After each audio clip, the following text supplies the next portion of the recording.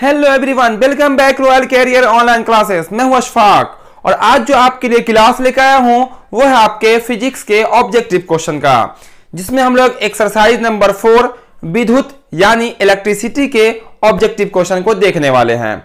यहाँ पे जो भी क्वेश्चन होगा सब VBI क्वेश्चन होगा। इससे पहले हम आपका एक्सरसाइज 1, एक्सरसाइज 2 और एक्सरसाइज 3 के ऑब्जेक्टिव क्वेश्चन को देख चुके हैं, समझ चुके हैं। तो जो नहीं देखे होंगे उनको मिल जाएगा उसका क्लास, आप जरूर देखिएगा। यह क्लास भी काफी बहुमूल्य है, बहुत ही VBI क्वेश्चन का है, तो आप लोग आखिर तक हमारे साथ बने रहेंगे।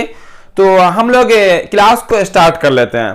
तो सब लोग जल्दी से जुड़ जाएंगे क्लास में लाइक जरूर कर देंगे क्लास को, और जो नए होंगे सब्सक्राइब कर लेंगे ताकि इस तरह का क्लास आपको मिलता रहेगा।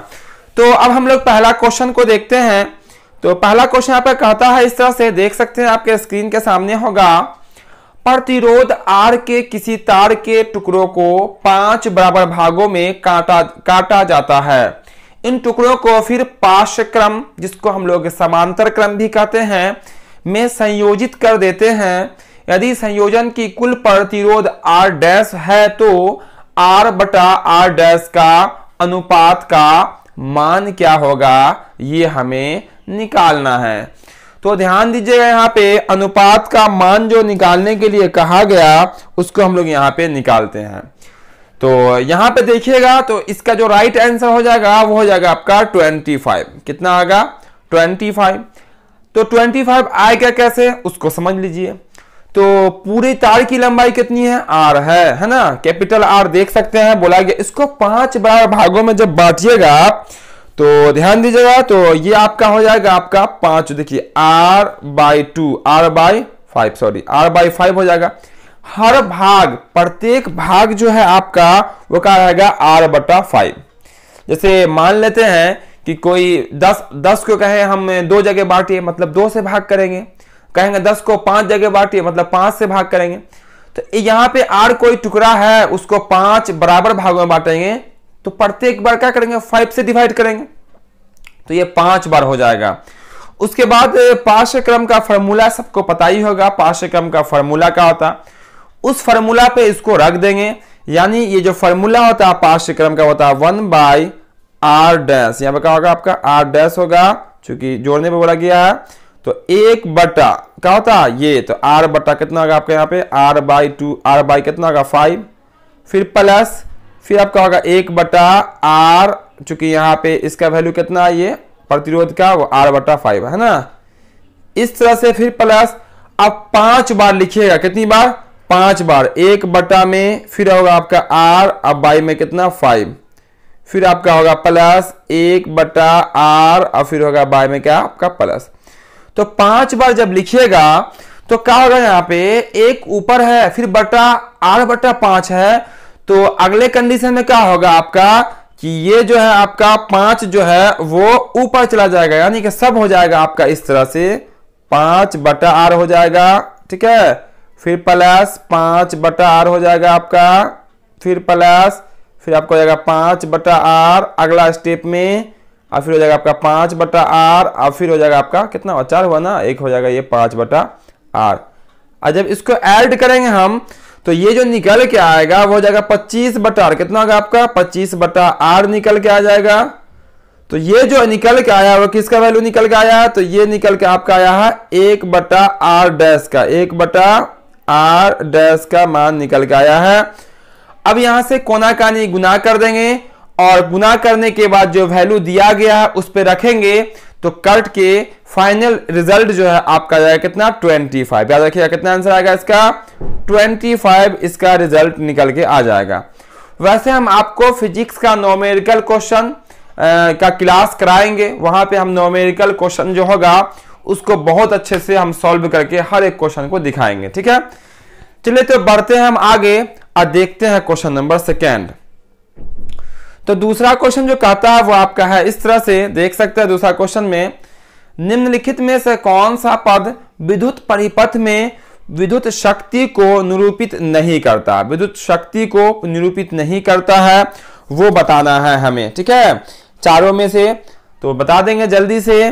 तो वो जो होगा आपका आंसर वो हो जाएगा I V square, I V square, sorry I R square, क्या आपका आई आर स्क्वायर जो है वो विद्युत शक्ति को निरूपित नहीं करने वाला समीकरण यानी कि इक्वेशन है।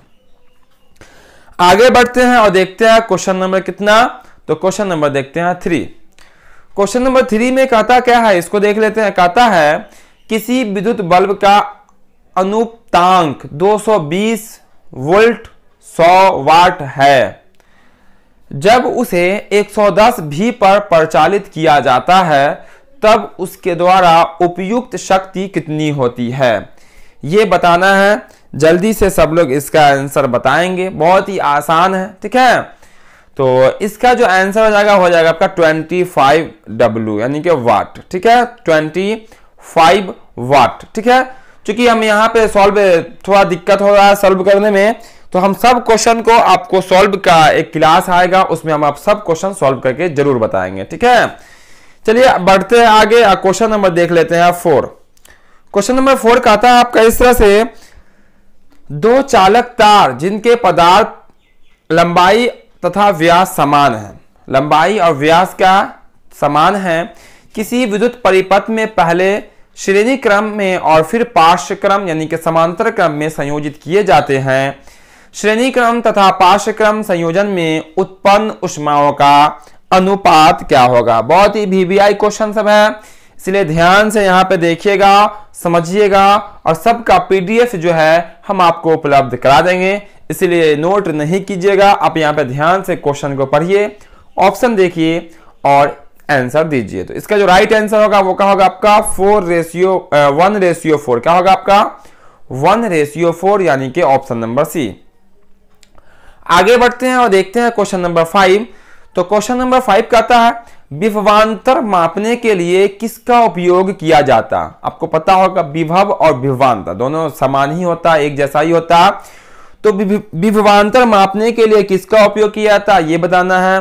तो इसका जो राइट आंसर होगा, चलिए बहुत अच्छा, सब लोग का आंसर आ रहा है। इसका राइट आंसर होगा आपका वोल्ट मीटर। क्या होगा आपका वोल्ट मीटर से विभवांतर मापी जाती है और ए मीटर से विद्युत धारा मापी जाती है, ठीक है। ऑप्शन नंबर जो ए दिख रहा है उससे विद्युत धारा मापी जाती है।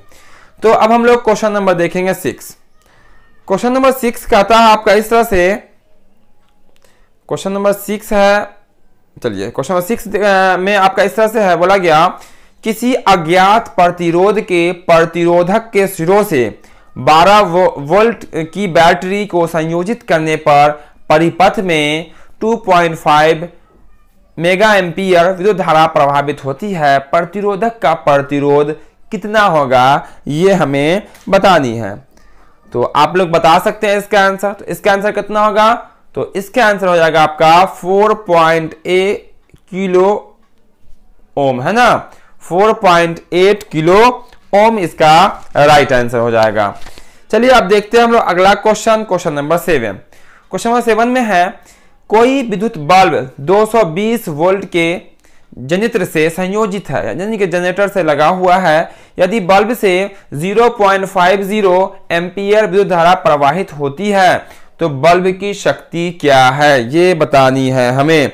तो इसका जो राइट आंसर होगा वो क्या हो जाएगा आपका 110 वाट। क्या होगा आपका 110 वाट इसका राइट आंसर हो जाएगा। चलिए हम लोग आगे बढ़ते हैं और देखते हैं क्वेश्चन नंबर 8।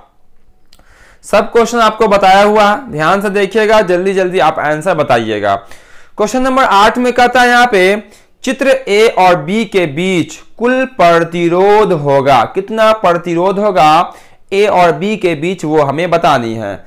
ये जो क्रम आपको दिख रहा है ये आपका समांतर क्रम का ये आपका चित्र है ना, संयोजन है। फॉर्मूला पता ही होगा, क्या होगा आपका यहाँ पे 1/6 यानी कि 1/R1 होता है 6 प्लस 1/R2 यानी कि हो जाएगा 1/3 प्लस हो जाएगा आपका 1/2। फिर आप सबका एलसीएम लीजिएगा तो एलसीएम कितना होगा आपका 6 हो जाएगा। तो 1 + 2 आप प्लस में हो जाएगा आपका कितना, यहाँ पे ये हो जाएगा आपका 3। तो यहाँ पे 5 6 है ना, 6 यानी कि हो जाएगा 6/6 यानी कि कितना निकल के आ जाएगा आपका 1 निकल के आ जाएगा। और ऑप्शन में आपको दिख रहा होगा ऑप्शन नंबर ए में कितना में दिख रहा है 1, तो ऑप्शन नंबर ए में दिख रहा है, देख सकते हैं ऑप्शन नंबर 1 ए में है ना। तो तो इसका राइट आंसर क्या होगा आपका ऑप्शन नंबर 1 हो जाएगा। क्योंकि इसका फॉर्मूला ही होता है समांतर क्रम का 1/R1 plus 1/R2 plus 1/R3, उसी के फॉर्मेट पर उसको रख देंगे और आपका आंसर आ जाएगा। तो चलिए अब हम लोग देखते हैं अगला क्वेश्चन, क्वेश्चन नंबर 9। ध्यान से देखिए क्वेश्चन नंबर 9 कहता क्या है। क्वेश्चन नंबर 9 में है किसी चालक का प्रतिरोध निर्भर करता, किसी चालक का जो प्रतिरोध है किस पर निर्भर करता है। पहला ऑप्शन आपका है चालक की लंबाई पर, यह क्या सही है। चालक की प्रवृत्ति पर, चालक की अनुप्रस्थ काट के क्षेत्रफल पर, इनमें सभी पर। तो किसी चालक का जो प्रतिरोध है सभी पर निर्भर करता है। किस पर निर्भर करता है, सभी पे निर्भर करता है, ये इसका राइट आंसर हो जाएगा। तो अब हम लोग आगे बढ़ते हैं और देखते हैं क्वेश्चन नंबर 10। यहाँ पे सब क्वेश्चन भी आए हैं, है ना, इसीलिए आप लोग क्लास में पूरा बने रहेंगे और आंसर बताते रहेंगे। ये जो क्लास है वो आपका इलेक्ट्रिसिटी विद्युत चैप्टर का है, फिजिक्स है ना, फिजिक्स के विद्युत चैप्टर का है, जिसका क्लास अभी चल रहा है। इससे पहले के जो भी चैप्टर है सबका क्लास हो चुका है। तो क्वेश्चन नंबर 10 है आपका, देख सकते हैं सही मिलान करना है। अब बताइए सही मिलान में एसआई मात्रक अगर याद हो सबको तो बहुत इजी है। पहला दिख रहा है आपको प्रतिरोध, तो प्रतिरोध का एसआई मात्रक क्या होता है, तो होता है ओम।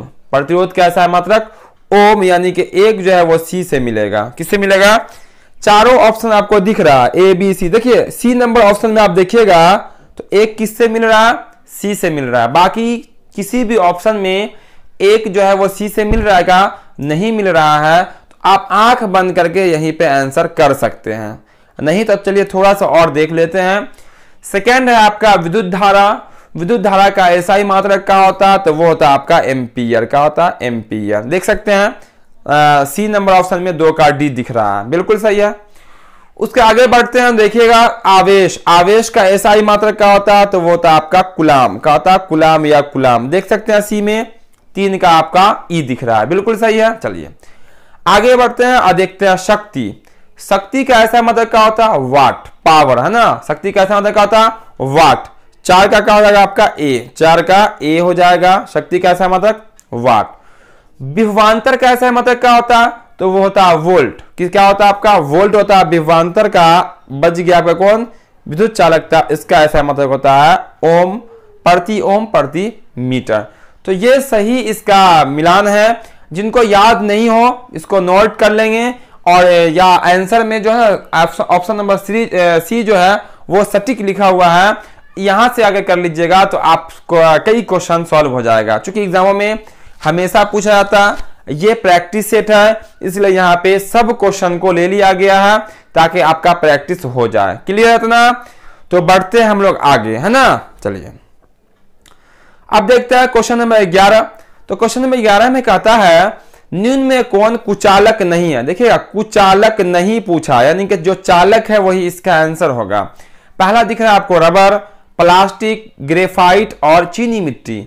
चारों ऑप्शन में जो कुचालक नहीं है वो क्या आपका ग्रेफाइट। क्या आपका ग्रेफाइट कुचालक नहीं है, यह आपका क्या है, चालक है। ये क्या आपका चालक है, ठीक है। चलिए दो देखते हैं हम आगे क्वेश्चन नंबर 12 में कहता है निम्न में कौन सा चालक नहीं है। यहां बोला गया कौन चालक नहीं है, कंडक्टर नहीं है, वो हमें बतानी है। तो यहां भी दिख रहा पहला नमक का घोल, बिल्कुल ये चालक है। सिल्वर ये भी चालक होता है, एल्युमिनियम ये भी चालक है। लेकिन कांच जो होता है वो विद्युत का चालक नहीं होता है, ये विद्युत का चालन नहीं करता। कौन, कांच। चलिए अब देख लेते हैं क्वेश्चन नंबर 13 में कहता है निम्न में कौन सा कथन सत्य है। कौन सा जो इसमें लिखा पंक्ति है वो सही है, वो हमें बतानी है। पहला ऑप्शन देखते हैं, बोलेगा विद्युत बल्ब का तंतु टंगस्टन का बना होता है। ये बिल्कुल सही है, ये बिल्कुल सही है। आगे वाले भी पंक्ति को देखिएगा, जब भी सत्य असत्य कहेगा आप आगे भी देखिएगा कौन सत्य है कौन असत्य है।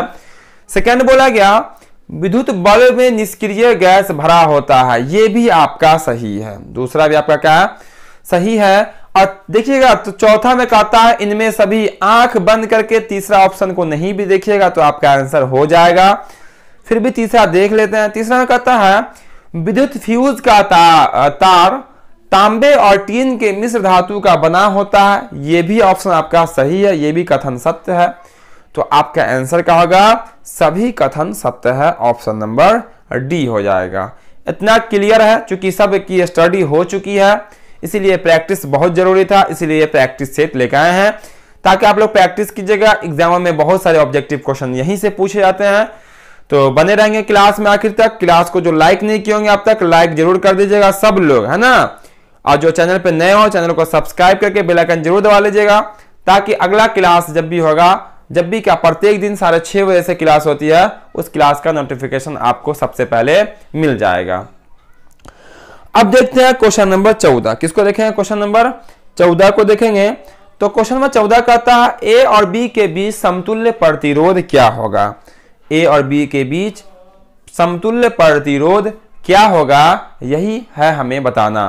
तो बाबू ये जो है वो भी आपका क्या है, समांतर क्रम संयोजन में है। क्या आपका समांतर क्रम संयोजन में है। आप समांतर क्रम में लिखिएगा, यानी कि 1/40, 1/60 और 1/100। ठीक है, 1/40, 1/60, 1/100, फिर सबको ऐड कीजिएगा तो आपका जो फाइनल आंसर आएगा वो आ जाएगा आपका 32 ओम। क्या हो जाएगा? 32 ओम। जिस तरह से हम लोग सॉल्व किया है एक क्वेश्चन, और सेम उसी तरह से यहाँ पे निकल के आ जाएगा। क्लियर इतना? समांतर क्रम ये तो आता है, ये समांतर क्रम का फॉर्मूला 1/R1 है ना, ऐसा सबको आता है। 1/R2 का होता है, फिर 1/R3, ठीक है, प्लस में 1/R3, इस तरह से आता है इसका फॉर्मूला। चलिए अब हम लोग देख लेते हैं क्वेश्चन नंबर 15। 15 में कहता है ओम के नियम के अनुसार, ओम के नियम को कौन सा फॉर्मूला यहाँ पे फॉलो कर रहा है, ये हमें बताना है।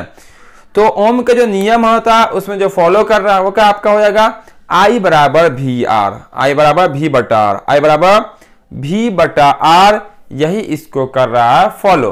क्योंकि फॉर्मूला होता है V बराबर आई आर। क्या होता है फॉर्मूला? V बराबर आई आर। तो विद्युत धारा का फॉर्मूला यानी कि I बराबर क्या हो जाएगा आपका V बटा आर। ऑप्शन नंबर डी को फॉलो करता है ओम का नियम, इसलिए वो हो जाएगा इसका राइट आंसर। चलिए आगे बढ़ते हैं और देख लेते हैं क्वेश्चन नंबर कितना, 16। इसमें जो भी क्वेश्चन होगा बहुत ही वीवीआई क्वेश्चन है, सब बने रहेंगे लगातार, ध्यान से देखिएगा और आंसर जल्दी जल्दी सब लोग इसका आंसर बताइएगा।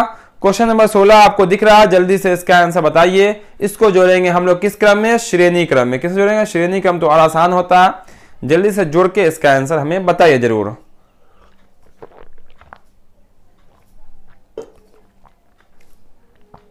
तो इसका जो आंसर हो जाएगा वो क्या होगा? Option number D.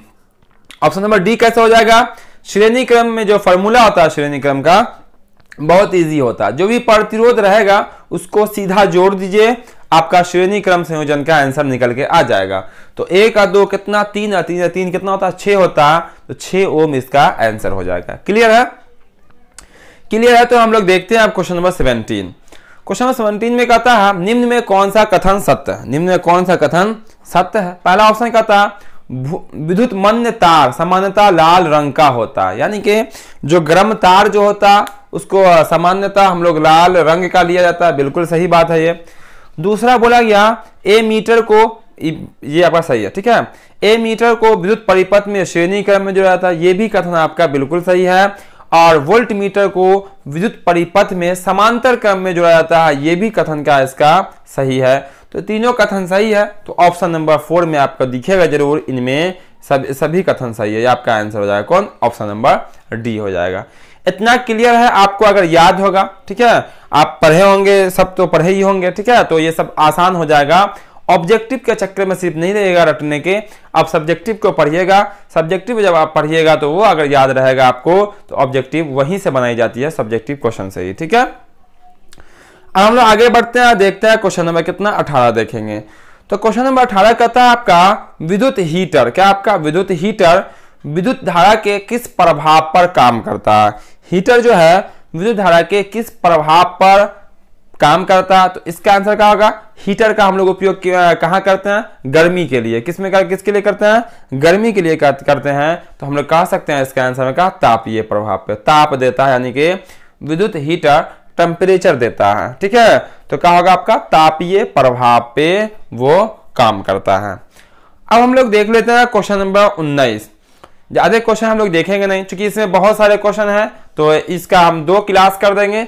तो आधा क्वेश्चन आज देख लेते हैं और आधा क्वेश्चन कल हो जाएगा आपका, है ना।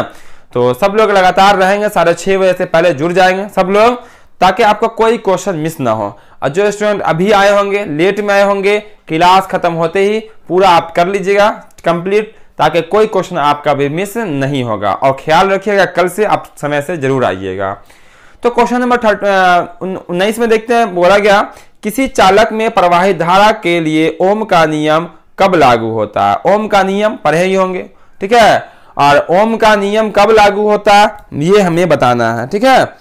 तो ओम का नियम जो लागू होता है वो आपका क्या होगा ओम के नियम में। तो यहाँ पे 4 ऑप्शन दिए गए हैं। बोला गया जब चालक का ताप चर होता है, बिल्कुल गलत है ये कथन। बी में है जब चालक का ताप अचर होता है, बिल्कुल ये आपका सही है। चालक का होता है, अचर होता है। ओम के नियम में किसको अचर रखा जाता है, तो हम कहेंगे ताप को। किसको रखा जाता है, ताप। देखिए जब चालक का ताप अचर होता है, लिखा हुआ है ना यहाँ पे। तो बहुत ही वीवीआई क्वेश्चन ये भी रहेगा, ओम के नियम में किसको अचर माना गया है, तो टेम्परेचर यानी कि ताप को माना गया है। और यहां भी आंसर कहा जाएगा जब चालक का ताप अचर रहता है। अब हम लोग देखेंगे क्वेश्चन नंबर 20। कितना देखेंगे, 20 देखेंगे। 20 के लिए थोड़ा सा करना पड़ेगा, ऊपर कर दिए ऊपर, है ना। 20 नंबर क्वेश्चन कहता है यहाँ पे निम्न में कौन सा कथन सत्य है। फिर यहाँ पे सत्य पूछा गया, कौन सा सही है। पहला ऑप्शन देखते हैं, बोला गया मानव शरीर का प्रतिरोध 30,000 ओम होता है। ये क्या, ये पंक्ति सही है, बिल्कुल ये आपका सही है ना। फिर दूसरा में बोला गया कांच की छड़ को रेशमी वस्त्र से रगड़ने पर छड़ पर धन आवेश उत्पन्न होता है, बिल्कुल सही है। आप पॉजिटिव चार्ज हो जाएगा, यानी कि छड़ जो है वो चार्ज हो जाएगा, ठीक है। जिस तरह से हम कह सकते हैं कंघी को जब बालों में रगड़ते हैं तो कंघी का होता है, उस पर भी धन आवेश आ जाता है ना। तो 2 सही हो गया, तो ऑप्शन आपको दिख रहा होगा चौथा, इनमें सभी वही हो जाएगा। फिर भी हम ऑप्शन नंबर सी देख लेते हैं। ऑप्शन नंबर सी में है घरों में विद्युत परिपथ समांतर क्रम में संयोजित होता है, बिल्कुल ये भी सही है कि घरों में जो हम लोग वायरिंग करवाते हैं वो क्या होता है आपका समांतर क्रम में संयोजित किया जाता है। इसीलिए यहाँ पे आंसर क्या होगा, इनमें सभी कथन आपका सही हो जाएगा। चलिए आगे बढ़ते हैं और देख लेते हैं क्वेश्चन नंबर 21। जल्दी से सब लोग इसका आंसर बताएंगे क्योंकि यह है बहुत ही इजी से इजी क्वेश्चन, है ना। तो कहता है यहाँ पे 10 ओम और 20 ओम के 2 प्रतिरोधों को श्रेणी क्रम में जोड़ने पर, कौन से क्रम में, श्रेणी क्रम। 2 क्रम होता है वो, समांतर क्रम जिसको पार्श्वबद्ध क्रम भी कहते हैं, और श्रेणी क्रम वहां बटा में जुड़ता है, यहाँ डायरेक्ट जुड़ जाता है। जोड़ने पर समतुल्य प्रतिरोध क्या होगा, और ऑप्शन में अगर समांतर क्रम निकालिएगा तो वो भी आपको ऑप्शन में दिख जाएगा, है ना। तो इसका जो राइट आंसर होगा वो क्या होगा आपका 30 ओम। कितना हो जाएगा आपका 30 ओम राइट आंसर होगा। चूंकि है वो कौन सा क्रम, तो वो है आपका श्रेणी क्रम। और श्रेणी क्रम में क्या होता है, डायरेक्ट जुड़ जाता है। किसी को कोई प्रॉब्लम तो नहीं, बहुत ही आसानी से समझ में आ रहा है, ठीक है। तो हम लोग जल्दी जल्दी टाइम को ज्यादा लंबा न खींचते हुए जल्दी जल्दी हम लोग क्वेश्चन को देखेंगे, क्योंकि यहाँ पे ऑब्जेक्टिव है तो आपको तेजी से आंसर बताना है। उसके बाद देखेंगे अब हम लोग क्वेश्चन नंबर 22। तो 22 में कहता क्या, यहां देख लेते हैं। 22 में कहता है एक बोट यूनिट होता है किसके बराबर, एक बोट यूनिट, BOT का फुल फॉर्म क्या होता है, बोर्ड ऑफ ट्रेड यूनिट, ठीक है। तो ये जो बराबर होता है वो किसके बराबर होता है, तो ये बराबर होता है 1 किलोवाट आवर के। 1 किलोवाट आवर यानी कि 1 kWh के, जिसको हम लोग एक यूनिट भी कहते हैं, 1 kWh, ठीक है। मीटर में देखिएगा लिखा रहता है, ठीक है।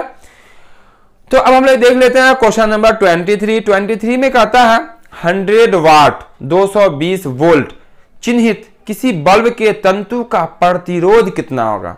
अब बल्ब देखिएगा, बल्ब लाइएगा तो ऐसा जरूर लिखा होता है, तो उस बल्ब का जो प्रतिरोध होगा 100 W लिखा होगा, 220 भी लिखा होगा, तो उसका प्रतिरोध जो होगा वो आपका हो जाएगा 484 ओम। कितना हो जाएगा 484 ओम, इसका राइट आंसर हो जाएगा। अब हम लोग क्वेश्चन नंबर देखते हैं 24। कितना देखते हैं 24 देखते हैं।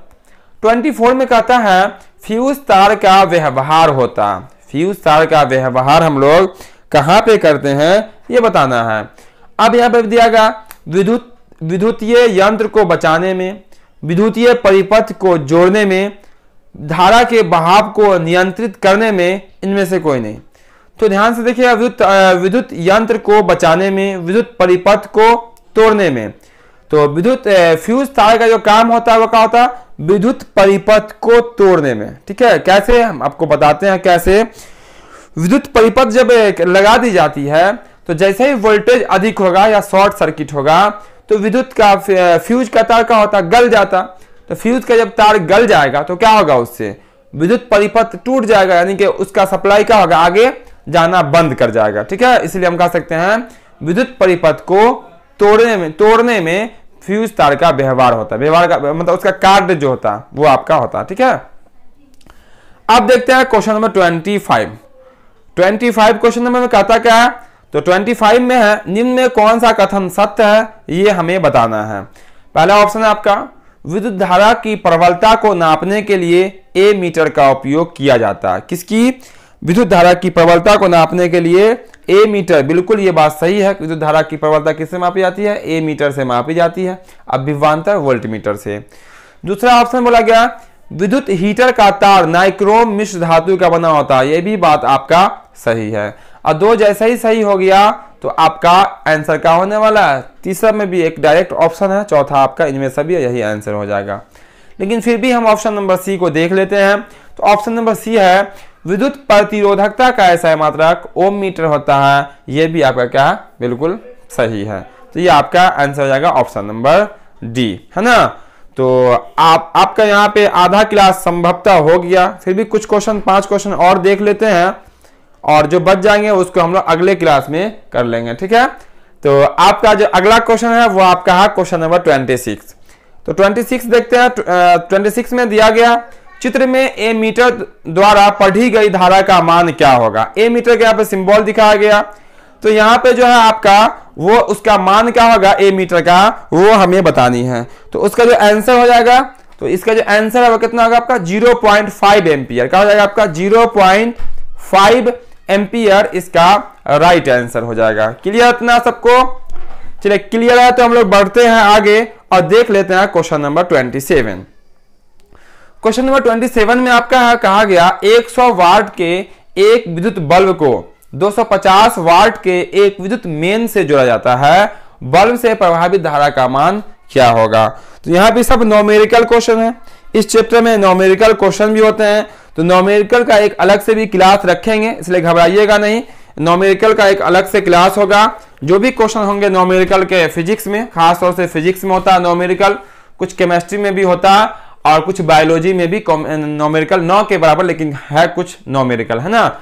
सबका न्यूमेरिकल क्लास रखेंगे और मैथ की तरह सबको हम आपको बताएंगे। ठीक है, सब मैथ की तरह बताएंगे उसको। तो क्वेश्चन नंबर 27 का आंसर क्या होगा आपका 0.4 एम्पियर। क्या होगा 0.4 एम्पियर, यानी कि ऑप्शन नंबर ए। अब देखते हैं 28 में। तो 28 में कहता है किलोवाट घंटा बराबर होता है, किसके बराबर होता है, अभी जस्ट आपको हम बता के आगे बढ़े हैं। तो ये होता है यूनिट के बराबर। किसके बराबर, यूनिट के बराबर होता है। एक बीओटी जो पढ़े हैं, बोर्ड ऑफ ट्रेड यूनिट, वो 1 kWh के बराबर होता है, और 1 kWh यानी कि 1 किलोवाट जो होता है वो आपका होता है 1 यूनिट के बराबर। और अब देख लेते हैं क्वेश्चन नंबर 29, उसके बाद देख लेंगे 30 और वहीं पे हो जाएगा आपका लास्ट। तो 29 क्वेश्चन नंबर आपका है, यहाँ पे देख लीजिए निम्न में से कौन सा कथन सत्य है। सत्य और सत्य कई क्वेश्चन आ चुके हैं, ठीक है, इसलिए आपको चैप्टर पे कमांड होना चाहिए, ऑब्जेक्टिव पे सिर्फ कमांड नहीं, चैप्टर पे कमांड होना चाहिए, तो आपका क्लियर हो जाएगा। पहला बोला गया वोल्ट मीटर का प्रतिरोध बहुत अधिक होता है, वोल्ट मीटर का प्रतिरोध बहुत अधिक होता है, यह कथन बिल्कुल सही है कि वोल्ट मीटर का प्रतिरोध बहुत अधिक होता है। दूसरा ऑप्शन बोला गया एक इलेक्ट्रॉन पर 1.6 इंटू 10⁻⁻19 कूलम आवेश होता है, यह भी कथन बिल्कुल सही है।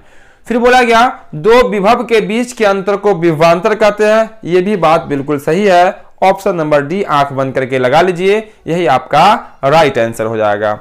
तो हम लोग आगे की ओर देखते हैं अगला क्वेश्चन। जो क्लास को लाइक नहीं किए होंगे क्लास को लाइक जरूर कर दीजिएगा, जो चैनल पे नए हो सब्सक्राइब जरूर कर लेना, ताकि आपको हर क्लास का नोटिफिकेशन मिल जाएगा। और जो क्लास में अभी आए होंगे वो आप फिर से आप पीछे जाके देख लीजिएगा पूरा, ताकि पूरा आपको समझ में आ जाए, है ना। चलिए तो देख लेते हैं क्वेश्चन नंबर 30, यहीं पे तो दिख ही रहा है। बोला गया विद्युत फ्यूज बनता है, विद्युत फ्यूज बचाता किससे बचाता। तो पहला अतिभारण से, और दूसरा आपका क्या है, शॉर्ट सर्किट से, और सी में आपका क्या, दोनों से।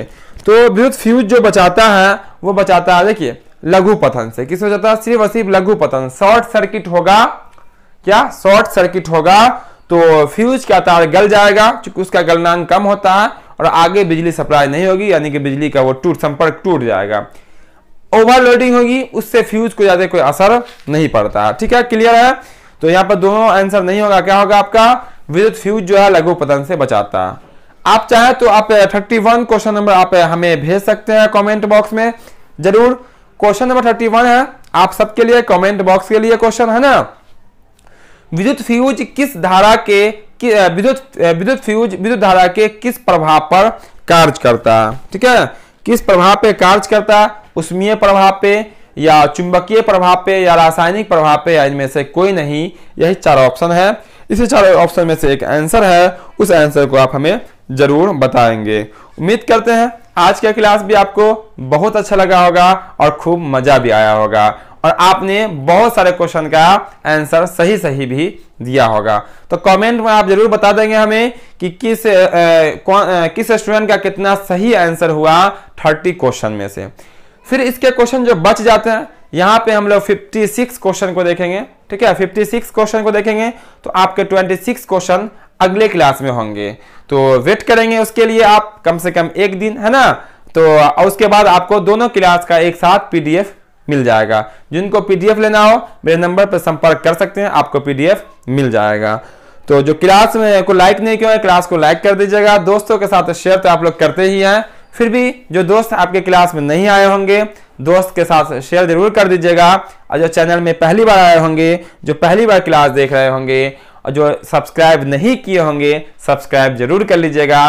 और साथ ही साथ बेल आइकन जरूर ऑन कर लेना, ताकि जो भी क्लास यहाँ पे लगातार आपकी क्लास हो रही है 6:30 बजे से, हर क्लास का नोटिफिकेशन आपको मिलेगा, और आप समय से थोड़ा पहले 5 मिनट पहले क्लास में आ जाएं, ताकि आपको आगे बैठने में मजा आएगी, है ना। तो टाइम से पहुंचे सब लोग, देरी ना करें, और क्लास में पूरा बने रहें, ताकि पूरा समझ में आएगा। यहाँ पे आपको पूरी तैयारी कराई जाएगी। तो फिर मिलते हैं हम बहुत जल्द अगले क्लास में। जय हिंद, जय भारत।